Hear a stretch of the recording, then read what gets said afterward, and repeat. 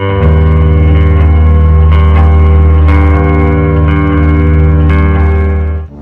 magandang umaga po mga kaibigan. Latest weather update po tayo, March 4, 2024, araw po ng Lunes. Pero bago po tayo magpatuloy, pa-like and subscribe naman po and pahit ng notification bell para ma-update ko kayo mamaya sa lagay po ng ating panahon. So ngayong umaga po ng Lunes, ang sypnosis pa rin po natin galing sa Pag-asa mga kaibigan. Northeast monsoon po ang ating binabantayan sa ilang bahagi po yan ng extreme northern Luzon. Easterlies naman po sa ilang bahagi naman ng ating bansa. So makinig po kayo, narito po ang forecast weather condition natin ngayong araw po ng Lunes. Sa area po ng Apayao, Cagayan at Isabela, maulap po na panahon ng mararanasan ngayong hapon with isolated light rains. Dala po yan ng hanging amihan, wala naman pong significant impact, pero mag-ingat na rin po tayo in case magkaroon ng biglaang pag-uulan. Magdala ng payong jacket, kapote kung kayo po lalabas ng inyong mga kabahayan.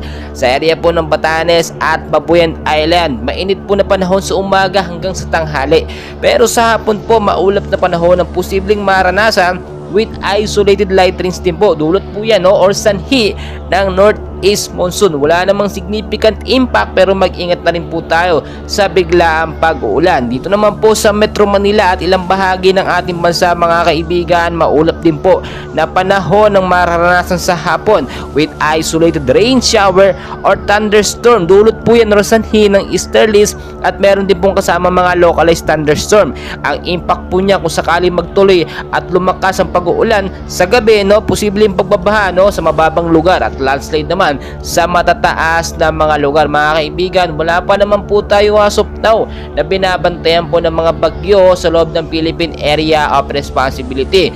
Pero may mga minomonitor po tayo sa labas ng PAR na mga kumpul ng kaulapan na posible maging LPA at maging bagyo. Kapag ito po yung naging bagyo, tatawagin po itong unang bagyo sa Pilipinas na bagyong Aghon. So mga kaibigan, lagi kong pinapaalala, always know the weather before you go para safe at handa po tayo sa anumang sanhi ng bagyo panahon.